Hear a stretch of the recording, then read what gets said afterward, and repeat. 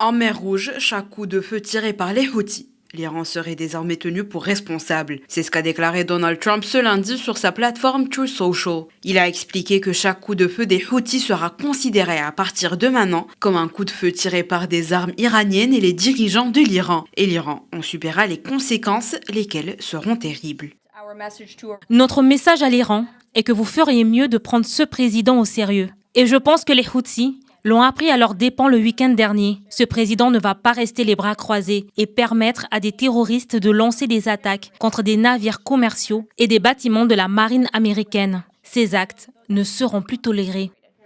Le président américain a ajouté que Téhéran dicte les moindres faits et gestes des Houthis, à qui elle fournit des armes, de l'argent et des équipements militaires hautement sophistiqués et même du soi-disant renseignement. Ce week-end, des frappes américaines ont visé la capitale yéménite Sanaa et d'autres régions sous le contrôle des Houthis, faisant ainsi des dizaines de morts.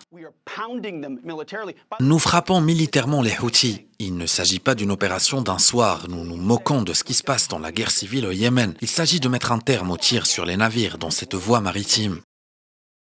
En riposte, les rebelles ont revendiqué dimanche et lundi 2 attaques distinctes sur le porte-avions américain USS Harry Truman en mer Rouge, affirmant avoir tiré des missiles balistiques et de croisière, ainsi que des drones. Les États-Unis n'ont pas confirmé ces 2 attaques. Des dizaines de milliers de personnes ont manifesté lundi au Yémen à l'appel des rebelles Houthis pour dénoncer les frappes américaines. Et face à l'escalade, l'ONU a demandé aux États-Unis et aux Houthis l'arrêt de toute activité militaire.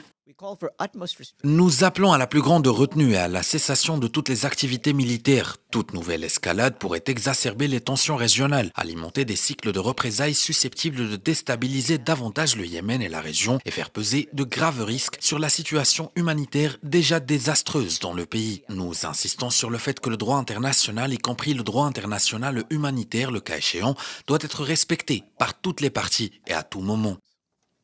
La Chine a à son tour appelé au dialogue et à une désescalade, affirmant que la situation en mer Rouge et la question yéménite ont des causes complexes et doivent être résolues de manière appropriée par le dialogue. De son côté, l'Allemagne a affirmé lundi que toutes les réactions aux attaques des Houthis devaient se faire en accord avec le droit international.